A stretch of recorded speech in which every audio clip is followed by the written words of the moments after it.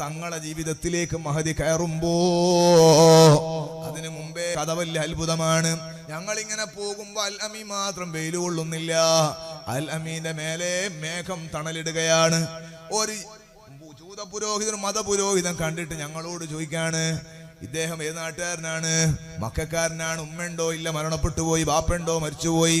ഇതൊക്കെ പറഞ്ഞു അദ്ദേഹം ഇവിടെ ബാക്കിലെ ഭാഗത്ത് റസൂലുള്ളാഹിന്റെ മുതുകിന്റെ ഭാഗത്തൊന്ന് നോക്കിയിട്ട് അദ്ദേഹം പറയാണ്, തിഹാമയിൽ ഒരു നബി വരാനുണ്ട്. തിഹാമ എന്ന മക്കയാണ്. ഒരു നബി വരാനുണ്ട്. ആ നബിയുടെ പേര് മുഹമ്മദ് എന്നാണ്. അൽ അമീൻ എന്നാ വിളിക്കുക. ഉമ്മ ആമിനയാണ്, ഉപ്പ അബ്ദുള്ളയാണ്. നിങ്ങൾ ഈ മഹാനെ ഒന്ന് സൂക്ഷിക്കണേ. ആഖിറുൻ നബിയായി വരാനുള്ള ആളാണ്. ഇത് മൈസറത്ത് പറഞ്ഞപ്പോഴാണ് ഖദീജ ബീബി റളിയല്ലാഹു അൻഹയുടെ ഖൽബിൽ ഒരു തോന്നൽ, അൽ അമീന്റെ സ്വഭാവം വെച്ച് നോക്കിയാൽ നബിയായിട്ട് വരാൻ യോഗ്യതയുള്ള മറ്റൊരാളില്ല. അങ്ങനെ നബിയായിട്ട് വരികയാണെങ്കിൽ എന്റെ ശിഷ്ടകാല ജീവിതം അൽ അമീന്റെ ഖിദ്മത്തിലാക്കിയാൽ ഒരു നബിക്ക് ഖിദ്മത്ത് ചെയ്ത കൂലിട്ടുമല്ലോ അല്ലാഹ്. മാത്രമല്ല അൽ അമീന്റെ ഭാര്യയാകാൻ ഭാഗ്യം കിട്ടിയാൽ, ഒരു നബിയുടെ മക്കളെ പ്രസവിച്ചാൽ ഖിയാമത്ത് നാൾ വരെ അഹ്ലു ബൈത്തിന്റെ ഉമ്മയാകാമല്ലോ അല്ലാഹ്. സഹോദരങ്ങളെ, ആ ചിന്തയുടെ ബാക്കിയാണ് അഭിവന്യരായ തങ്ങളും അവിടുത്തെ ബാപ്പ മഹാനായ അറ്റക്കോയ തങ്ങളും അവിടുത്തെ ഉപ്പാപ്പമാരടക്കം എല്ലാ മഹാന്മാരായ സദാതീങ്ങളും ആ മഹദിയായ ഖദീജ ബീവിയുടെ ചിന്തയുടെ ബാക്കിയാണ്. നിങ്ങൾ നോക്കൂ, ഈ തങ്ങളോട് നമുക്ക് എന്തൊരു മഹബത്താണ്. അവിടുത്തെ ബാപ്പ വളരെ സൗമ്യനായി നമ്മുടെ നാട്ടിൽ ജീവിച്ചു പോയ മഹാനായ തങ്ങളെ നമുക്ക് എന്തൊരു ബഹുമാനമാണ്. അതിനേക്കാളും വലിയ തങ്ങളെ കാണും നമുക്ക് എന്തൊരു ബഹുമാനമാണ്. അങ്ങനെ പോയാൽ മഹാനായ സയ്യിദുനാ ഹസൻ വൽ ഹുസൈൻ റളിയല്ലാഹു അൻഹുമാ, അവരോട് നമ്മളെ ഖൽബ് പേര് കേൾക്കുമ്പോൾ നമ്മൾ കണ്ണു നിറഞ്ഞു പോകുന്നില്ലേ സ്നേഹം കൊണ്ട്? എന്തേ? അത് റസൂലുള്ളാഹിന്റെ മക്കളല്ലേ. ആ മക്കളെ പെറ്റുപോറ്റിയ ഉമ്മ ഫാത്തിമ ബീവി റളിയല്ലാഹു അൻഹ, ആ ഫാത്തിമ ബീവിയെ ഗർവം ചുമന്നൊരു വയറുണ്ട്. ആ ഫാത്തിമ ബീവിക്ക് സന്തോഷം നൽകിയ പ്രസവിച്ച ഒരു ഉമ്മയുണ്ട്, മഹദിയായ ഖദീജത്തുൽ കുബ്രാ റളിയല്ലാഹു അൻഹാ. ഇന്നും ജന്നത്തുൽ മുഅല്ലയിൽ പോകാൻ അല്ലാഹ് ഭാഗ്യം തരട്ടെ. മക്കത്തുൽ മുക്കറമയിൽ കൂടെയുള്ള ആൾ ചോദിക്കും, എവിടെ ഖദീജ ഉമ്മാന്റെ ഖബറ്? ആ പാർലമെന്റിൽ സ്പീക്കർ ഇരിക്കുന്നത് പോലെ അധ്യക്ഷ സ്ഥാനത്തിരിക്കുകയാണ് മഹദിയായ ഖദീജത്തുൽ കുബ്രാ റളിയല്ലാഹു അൻഹാ. ആ ഖദീജ ബീവി റളിയല്ലാഹു അൻഹ സഹോദരങ്ങളെ, ബറക്കത്തിന് ഞാനൊന്ന് ഓർമ്മപ്പെടുത്തുന്നു. നബി സല്ലല്ലാഹു അലൈഹി വസല്ലം തങ്ങളോട് ബഹുമാനം പറഞ്ഞില്ല റസൂലുള്ളാഹിന്റെ മദ്ഹ്. അത് പറയാനൊരു കാരണമുണ്ട്. എന്താ കാരണം എന്നറിയോ? ഖദീജ ബീവി റളിയല്ലാഹുവിന്റെ വീട്ടിൽ ഒരു കല്യാണം നടക്കുക. എപ്പോ? 15 കൊല്ലം മുമ്പ്. റസൂലുള്ളാഹിക്ക് നബുവത്ത് തന്നതിന് 15 വർഷം മുമ്പ് ഒരു കല്യാണം നടക്കുന്ന. ആരാണ് പുതിയാപ്പള? മുഹമ്മദുർ റസൂലുള്ളാഹ്. ആരാണ് മണവാട്ടി? ഖദീജ ബീവിയാണ്. ഖദീജ ബീവിക്ക് 40 വയസ്സ്, തങ്ങൾക്ക് 25 വയസ്സ് പ്രായമാണ്. കല്യാണത്തിന് നല്ല മക്കയിലെ ആളുകൾക്കൊക്കെ നല്ല ക്ഷണമുണ്ട്, നന്നായിട്ട് ഭക്ഷണം ഒരുക്കിയിട്ടുണ്ട്. ഖദീജ ബീവിന്റെ മാളികയിലാണ്, കൊട്ടാരത്തിലാണ് നല്ല കല്യാണത്തിന്റെ പന്തലൊരുങ്ങിയത്. സഹോദരങ്ങളെ, നന്നായിട്ട് ആളുകളൊക്കെ വരുന്നുണ്ട്. VIP ഉണ്ട്, VVIP ഉണ്ട്, സാധാരണക്കാരൻ, അവരിലും സാധാരണക്കാരുണ്ട്. റസൂലുള്ളാഹി തങ്ങളെ ഖാനത്തൊക്കെ കഴിഞ്ഞു. റസൂലുള്ളാഹി തങ്ങളതാ സ്വല്ലല്ലാഹു അലൈഹി വസല്ലം സിറ്റ് ഔട്ടിൽ ഇരുന്നിട്ട് പൂമുഖത്ത് ഇങ്ങനെ കണ്ടുകൊണ്ടിരിക്കുകയാണ്. കല്യാണത്തിന്റെ സന്തോഷം കണ്ടുകൊണ്ടിരിക്കുകയാണ്. മൂത്താപ്പ അബൂ ത്വാലിബുണ്ട്, അബൂ ലഹബുണ്ട്, ഹംസയുണ്ട്, അബ്ബാസ് ഉണ്ട് റളിയല്ലാഹു അൻഹുമാ. ആ മഹാന്മാരൊക്കെയുണ്ട്. നല്ല സന്തോഷം. ഖദീജ ബീവിയാണെങ്കിലോ വീട്ടിന്റെ ഉള്ളിൽ പുതുമണവാട്ടിയായി തന്റെ ഇഷ്ടപ്പെട്ട ഹബീബായ സ്വല്ലല്ലാഹു അലൈഹി വസല്ലം തങ്ങളെ നുബുവത്ത് കൊണ്ട് അല്ലാഹു ആദരിക്കുമെന്ന് നേരത്തെ വിവരം കിട്ടിയ തങ്ങളെ ഭർത്താവായി കിട്ടിയ സന്തോഷത്തിൽ തോഴിമാർക്കിടയിൽ വീട്ടിന്റെ ഉള്ളിൽ സന്തോഷിക്കുന്നു. ഹബീബായ തങ്ങൾ ഈ കല്യാണ പന്തൽ നോക്കുമ്പോഴാണ് പെട്ടെന്നൊരു കീറിപ്പാറിയ വസ്ത്രം ധരിച്ച് പ്രായമുള്ള ഒരു പെണ്ണുങ്ങൾ ഈ സദസ്സിലേക്ക് കടന്നു വരുന്നത്. സുബ്ഹാനല്ലാഹ്, ആരും മെയിൻറ്റ് ചെയ്യുന്നില്ല. ആ ഉമ്മാന്റെ കാല് വെച്ച സ്ഥലത്ത് മുഴുവനും രക്തത്തിന്റെ പാട് കാണുന്നു. ചെരുപ്പില്ലാതെയാണ് വരുന്ന, കാല് പൊട്ടിയിട്ടുണ്ട്. ആരും ശ്രദ്ധിക്കാതെ പോയി ഈ പെണ്ണുങ്ങൾ ഇങ്ങനെ കയറിയിട്ട് പരിഭ്രമിച്ച് നിൽക്കുകയാണ്. ഹബീബായ സ്വല്ലല്ലാഹു അലൈഹി വസല്ലം തങ്ങൾ ഒന്ന് നോക്കി, പെട്ടെന്ന് എവിടെയോ കണ്ടു മറന്ന പോലെ ഒന്നുകൂടി നോക്കി. സുബ്ഹാനല്ലാഹ്, പന്തലിലേക്ക് നേരെ ഇറങ്ങുന്നു, കവാടത്തിന്റെ അടുക്കലേക്ക് എത്തുന്നു, കൈ പിടിക്കുന്നു, നെഞ്ഞോട് ചേർത്ത് വെച്ചിട്ട് വിളിക്കുന്നു, ഉമ്മാ. ഹബീബായ ഹബീബായ തങ്ങൾ പുതിയാപ്പിളല്ലേ ഉമ്മ എന്ന് വിളിച്ചപ്പോ ചുറ്റുഭാഗത്തുള്ളവരൊന്നും ശ്രദ്ധിച്ചു. ആരായിരിക്കും ഈ വന്ന പെണ്ണുങ്ങള്? ഈ അല്ലമീന്റെ ഉമ്മയാണെങ്കിൽ 19 കൊല്ലം മരിച്ചുപോയ ആമിനയാണ്, വഹബിന്റെ മകളാണ്. ഇവിടെ നിന്നാണ് ഒരു ഉമ്മ വന്നത്. ഒന്നും പറയാതെ ഈ പ്രായമുള്ള പെണ്ണുങ്ങളുടെ കയ്യും പിടിച്ച് അതാ പൂമുഖത്തേക്ക് വീട്ടിന്റെ സിറ്റ് ഔട്ടിലേക്ക് കയറിയിട്ട് ഉള്ളിലേക്ക് നോക്കിയിട്ട് ഹബീബായ തങ്ങൾ വിളിക്കുന്നു ഖദീജ. തന്റെ പ്രിയപ്പെട്ട ഭർത്താവിന്റെ ആധികാരികമായ വിളിയാണ്, കല്യാണം കഴിഞ്ഞ ശേഷമുള്ള ആദ്യത്തെ വിളിയാണ്. ഓടി വന്നു ഖദീജ ബിബി ചോദിക്കുന്നു, മർഹബാ, ഞാൻ വന്നു, എന്തിനാണ് എന്നെ വിളിച്ചത്? ഖദീജ ബിബി റളിയല്ലാഹു അൻഹ നോക്കുന്ന ഹബീബായ തങ്ങളെ കയ്യിൽ പ്രായമുള്ളൊരു പെണ്ണുങ്ങള് കീറിപ്പാറൊരു നല്ലതല്ലാത്തൊരു വസ്ത്രമുണ്ട്, കാലിൽ ചെരുപ്പില്ല, ചോര വരുന്നുണ്ട്. ഹബീബായ തങ്ങളോട് ചോദിക്കുന്ന, ആരാണ് അൽ അമീൻ, ഈ പ്രായമുള്ള ഉമ്മ, പ്രായമുള്ള സ്ത്രീ ആരാണ്? കൈ പിടിച്ചിട്ടുണ്ടല്ലോ. ഹബീബായ തങ്ങൾ പറയുന്ന, ഖദീജ, ഇതാണ് 4 വയസ്സ് വരെ എന്നെ പോറ്റിയ, 2 വയസ്സ് വരെ എനിക്ക് മുലയൂട്ടി തന്ന ഉമ്മ ഹലീമ റളിയല്ലാഹു അൻഹയാണ് വന്നിരിക്കുന്നത്. ഹബീബായ തങ്ങൾ ചോദിക്കുന്നു, ഉമ്മ എവിടെ താമസിക്കുന്നത്? എന്തൊരു കോലമാണിത്, എന്തൊരു അവസ്ഥയാണിത്? 100 ചോദ്യം ചോദിക്കാനുണ്ട്. മോനെ, 2 മലകൾക്കപ്പുറമാണ് താമസം, പട്ടിണിയാണ്. എന്റെ യൗവനത്തിന്റെ സമയത്തല്ലേ മുല കൊടുത്തിട്ടൊക്കെ കുട്ടികളെ പോറ്റാൻ പറ്റുമോ? ആ പ്രായമുള്ള മക്കളുണ്ടായാൽ ഇപ്പൊ അതിനെ സാധിക്കുന്നില്ല. എന്റെ ഭർത്താവ് രോഗിയായി കിടപ്പിലാണ്, മക്കൾക്ക് പണിയില്ല, മുഴു പട്ടിണിയിലാണ്, പ്രയാസമാണ്. ചുറ്റുഭാഗത്തുള്ളവരൊക്കെ സങ്കടത്തിലാണെങ്കിലും എന്റെ പരിസരത്ത് എന്നെ പോലെ സങ്കടമുള്ള ഒരാളില്ല. അതുകൊണ്ട് തന്നെ എന്റെ പരിസരത്തുള്ളവർ എന്റെ ദുഃഖം അറിഞ്ഞപ്പോൾ എന്നോട് പറഞ്ഞു, ഹലീമ, നിങ്ങൾ പണ്ട് 10-20 കൊല്ലം മുമ്പ് മുലപ്പാല് കൊടുത്തൊരു കുട്ടിയില്ലേ, അബ്ദുള്ളാന്റെ മകൻ ആമീൻ, അൽ അമീൻ എന്ന് വിളിക്കുന്ന മുഹമ്മദ്, ആ മുഹമ്മദിന്റെ കല്യാണമാണ് ഇന്ന ദിവസം. അവിടെ ഖദീജയാണ് ഭാര്യയായിട്ട് വരുന്നത്, ഖുവൈലിദിന്റെ മകൾ, മക്കത്തെ കോടീശ്വരിയാണ്. നല്ല ഭക്ഷണം ഒരുക്കിയിട്ടുണ്ട്. നിങ്ങളൊന്ന് പോയി നോക്കിയാൽ നിങ്ങൾക്കൊന്ന് മുഹമ്മദ് പരിഗണിച്ച, നിങ്ങൾക്ക് ഏതായാലും ഭക്ഷണം കിട്ടാണ്ട് കൂല. ഒന്നുകൂടി അൽ അമീൻ പരിഗണിച്ചാൽ നിങ്ങൾക്ക് വീട്ടിലേക്ക് ഒരു നേരത്തെ ഭക്ഷണം കൊണ്ടുവരാൻ സഹായിക്കും, നിങ്ങൾക്കത് പറ്റിയേക്കും, നിങ്ങളൊന്ന് പോയി നോക്കൂ എന്ന് പറഞ്ഞപ്പോ എന്റെ സങ്കടത്തിന്റെ കടുപ്പം കൊണ്ട്, എന്റെ വിഷമത്തിന്റെ കടുപ്പം കൊണ്ട്, പട്ടിണിയുടെ കാഠിന്യം കൊണ്ട്, മോനെ, മനഃപൂർവ്വം ഈ വേഷം ധരിച്ച് വന്നിന്റെ കല്യാണം കലക്കാൻ വന്നതല്ല. ഉള്ളതിലേറ്റവും നല്ല വസ്ത്രമാണിത്, കാലിലണിയാൻ ചെരുപ്പില്ല, ഒരു കല്ല് കയറി ഇറങ്ങുമ്പോ കൽച്ചീള് കാലിൽ കയറിയിട്ടാണ് രക്തം പൊടിയുന്നത്. ഈ 100 കണക്കായ VIP-കൾ, നിന്റെ ഭാര്യ, വീട്ടുകാര്, കുടുംബത്തിന്റെ മുമ്പില് ഞാൻ ഈ കോലം കെട്ട കോലത്തിൽ വന്നു പോയത് എന്റെ മോന്റെ മനസ്സിന് സങ്കടം തന്നിട്ടുണ്ടെങ്കിൽ ഉമ്മയോട് മാപ്പ് ചെയ്യണം, ഉമ്മ തിരിച്ചു പോകാം. ഹബീബായ തങ്ങൾ ആപ്പിൾ പൂ പോലെ മൃദുലമായ പരിശുദ്ധമായ കരങ്ങളെ പിടിച്ച് ഹലീമ ബീബി റളിയല്ലാഹു അൻഹയുടെ കവിൾത്തടത്തിലൂടെ അരിച്ചിറങ്ങുന്ന കണ്ണീർ കണങ്ങൾ ഒപ്പിയിട്ട് പറയുന്നു, ഉമ്മാ, എന്റെ ശരീരത്തിലോടുന്ന ഞരമ്പുകളിലോടുന്ന രക്തം അമ്മാന്റെ മുലപ്പാലിന്റെ അംശമുള്ള രക്തമല്ലയോ? അങ്ങ് കല്യാണത്തിന് വന്നത് സന്തോഷമല്ലേ? ഭാര്യയോട് പറയുന്ന ഖദീജ, ഉമ്മക്ക് കുളിക്കാൻ സൗകര്യം ചെയ്തു കൊടുക്കൂ, ഉമ്മക്ക് വയറ് നിറച്ച് ഭക്ഷണം കൊടുക്കൂ, ഉമ്മക്ക് നല്ലൊരു വസ്ത്രം അണിയിച്ചു കൊടുക്കൂ. ഭർത്താവിന്റെ ഉമ്മയെ കിട്ടിയ സന്തോഷത്തിൽ ഖദീജ ബി വയറ് നിറച്ച് ഭക്ഷണം കൊടുക്കുന്നു, കുളിക്കാൻ സൗകര്യം ചെയ്തു കൊടുക്കുന്നു. തന്റെ കല്യാണത്തിന് വാങ്ങി വെച്ച വിലപിടിപ്പുള്ള വസ്ത്രങ്ങളിൽ ഒരു വസ്ത്രമെടുത്ത് ഹലീമ ബീവി കണിയിച്ചു കൊടുത്തപ്പോ ഒട്ടിപ്പോയ കവിളുകൾക്കും തുടിപ്പ് വന്നതുപോലെ, കുഴിയിലിറങ്ങിയ കണ്ണുകൾക്കും ഒരു തിളക്കം വന്നതുപോലെ ഹലീമ ബീവി തിരിച്ചിറങ്ങുന്നു. ഹബീബായ തങ്ങളോട് പറയുന്നു, നബി മോനെ, ഞാൻ തിരിച്ചു പോവുകയാണ്, ഒരൽപ്പം ഭക്ഷണം കൊണ്ടുപോകാൻ പറ്റുമോ? എന്റെ ഭർത്താവിനും മക്കൾക്കുമല്ലേ. ഹബീബായ തങ്ങൾ ഖദീജ ബീവിയോട് ചോദിക്കുന്നു, ഖദീജ, ഒന്നുമില്ലാതെ ഉമ്മ കല്യാണം അറിഞ്ഞിട്ട് വന്നതല്ലേ, ഉമ്മാക്ക് വല്ലതും കൊടുക്കണ്ടേ? സമ്മാനമായി, കല്യാണ സമ്മാനമായി ഉമ്മാക്ക് വല്ലതും കൊടുക്കണ്ടേ ഖദീജ? ഇത് പറഞ്ഞപ്പോഴാണ് ഖദീജ ബീബി റളിയല്ലാഹു അൻഹാ ഹബീബായ സ്വല്ലല്ലാഹു അലൈഹി വസല്ലം തങ്ങളോട് പറയുന്നു, അൽ അമീനെ, ഞാനെന്തു പറയാനാ, അങ്ങക്ക് സൗകര്യമുള്ളത്, ഇഷ്ടമുള്ളത് കൊടുക്കാ, അങ്ങക്ക് ഇഷ്ടമുള്ളത് കൊടുത്തേക്കൂ. ഇത് പറഞ്ഞപ്പോ ഹബീബായ സ്വല്ലല്ലാഹു അലൈഹി വസല്ലമ തങ്ങളുടെ മുഖമൊന്ന് മെല്ലെ താണുപോയോ, തങ്ങളെ മുഖത്ത് സങ്കടം വന്നു പോയോ.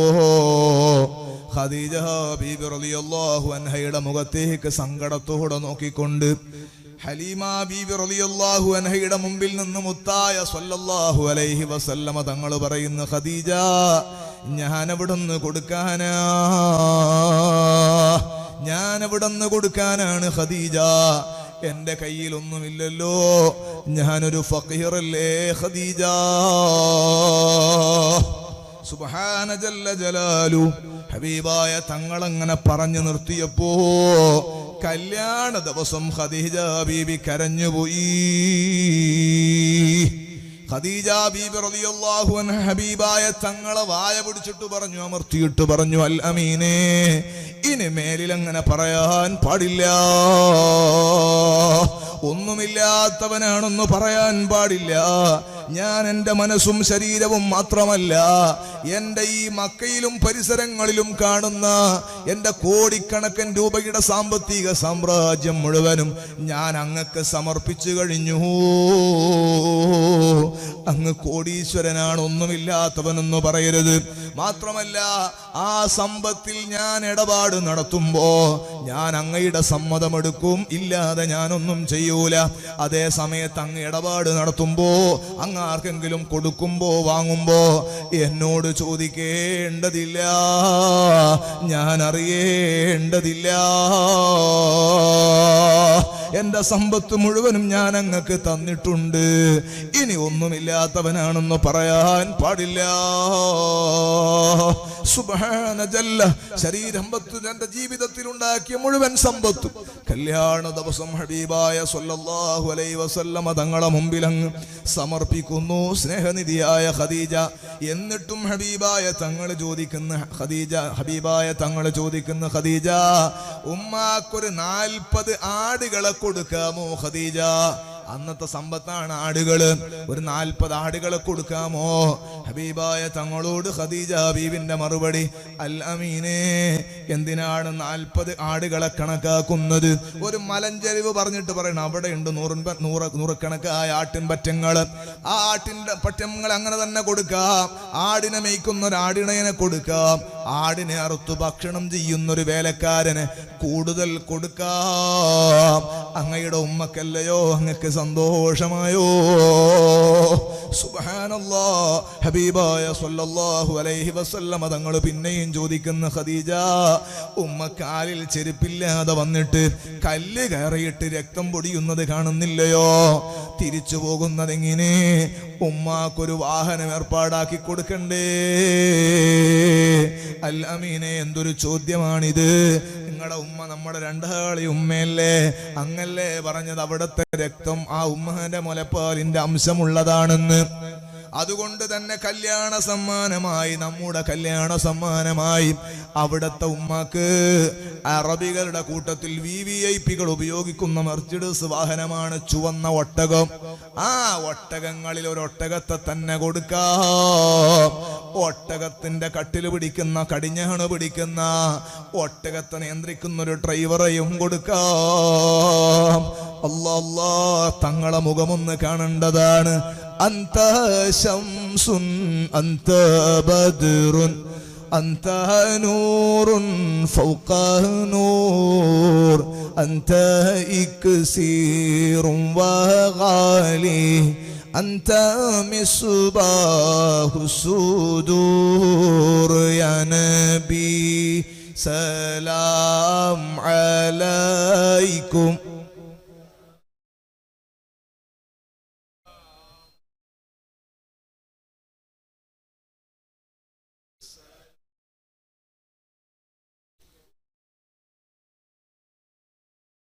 നബി സല്ലല്ലാഹു അലൈഹി വസല്ലമ തങ്ങളെ വജഹങ്ങ് പ്രകാശിക്കുകയാണ്. ഇതങ്ങ് ഈ സംസാരം അങ്ങ് നടക്കുന്നു. ആട്ടിൻ പറ്റങ്ങളെയും ആടിനെ മേയ്ക്കുന്ന ആട്ടിടയനെയും വേലക്കാരനെയും കൊടുക്കുന്നു. ചുവന്ന ഒട്ടകോ എന്ന് പറഞ്ഞ കോടീശ്വരന്മാർ ഉപയോഗിക്കുന്ന, അറബികൾ ഉപയോഗിക്കുന്ന അന്നത്തെ വാഹനമാണ്. അതും തനിക്ക് കിട്ടുമെന്നറിഞ്ഞപ്പോ മൂന്നാമതായി നിൽക്കുന്ന ഹലീമ ബീബി റളിയല്ലാഹു അൻഹയുടെ സങ്കടം. ഹലീമ ബീബി റളിയല്ലാഹു അൻഹക്ക് കരച്ചിൽ നിൽക്കുന്നില്ല. വിതുമ്പി കരയുകയാണ് ഹലീമ ബീബി റളിയല്ലാഹു അൻഹ. ചോദിക്കുന്നു, ഹബീബായ തങ്ങൾ, എന്തേ ഉമ്മ കരയുന്നത്? സന്തോഷിക്കല്ലേ വേണ്ട, എന്തേ കരയുന്നത്? മോനെ, എനിക്ക് ആലോചിക്കാൻ കഴിയുന്നില്ല. രാവിലെ വീട്ടിൽ നിന്നിറങ്ങുമ്പോ ചെരുപ്പ് ധരിക്കാനില്ലാതെ, നല്ലൊരു വസ്ത്രം, കീറാത്തൊരു വസ്ത്രമില്ലാത്ത, ഭക്ഷണം കിട്ടിയാൽ ഒരു നേരത്തെ ഭക്ഷണം കിട്ടിയാൽ ഖൈറ് എന്ന് കരുതിയിട്ട് വീട്ടിൽ നിന്ന് ഇറങ്ങിയ ആളാണ് ഞാൻ. മാത്രമല്ല എൻ്റെ യൗവനത്തിന്റെ സമയത്ത് മുല കുടിക്കുന്ന മക്കളുള്ള നേരത്ത് ഇവിടെ പല നാട്ടിലും വന്നിട്ട് ഞങ്ങളൊക്കെ മുല കൊടുക്കാറുണ്ട്.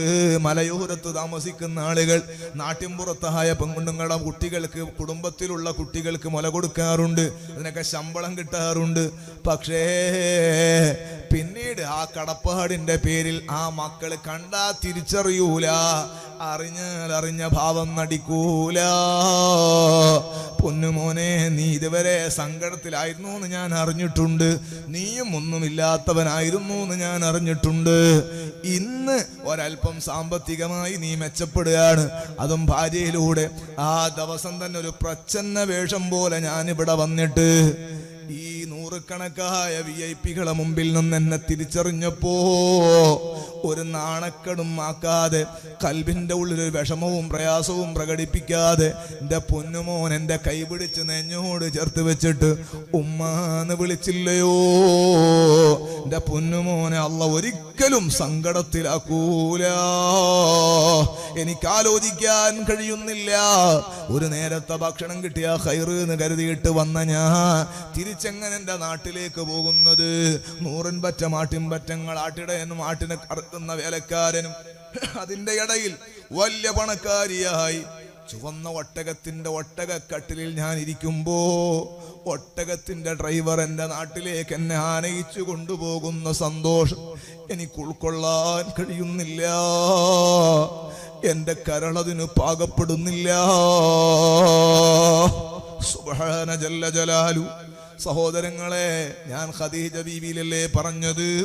ഖദീജ ബീബി റളിയല്ലാഹു അൻഹ കൊടുത്ത വലിയ സമ്മാനമില്ലയോ? ഖദീജ ബീബി ഹബീബായ തങ്ങൾക്ക് സമർപ്പിച്ച സമർപ്പണമില്ലയോ? നമുക്ക് റസൂലുള്ളാഹിക്ക് കൊടുക്കാൻ, ഇത് ഭർത്താവിന് കൊടുത്ത നന്മയല്ല, ഭർത്താവായത് കൊണ്ട് കൊടുക്കുന്ന കൊടുക്കലല്ല. നബി സല്ലല്ലാഹു അലൈഹി വസല്ലമ തങ്ങൾക്ക് സങ്കടം വന്നപ്പോ അങ്ങ് സമർപ്പിക്കുകയാണ്. അന്ന് തന്നെ ഖദീജ ബീവി അറിയാണ്, മക്കത്ത് 2-3 ആൾ, ഇവര് 3 ആളും മാത്രം അറിഞ്ഞ സംഭവമല്ലേ ഈ സംഭവം. മക്കത്തന്ന് ഇങ്ങനെ ഭക്ഷണം കഴിച്ചിട്ട് ആളുകൾ പിരിഞ്ഞു പോകുമ്പോ അക്കാബിർ ഖുറൈശ് പറയുന്നത്, ഖുറൈശികളെ പ്രമാണിവാരും പറയുന്നു, ഈ ഖദീജക്ക് എന്തൊരു ഭ്രാന്താണ്, ഈ ഖദീജ എന്തൊരു പൊട്ടിപ്പെണ്ണാണ്.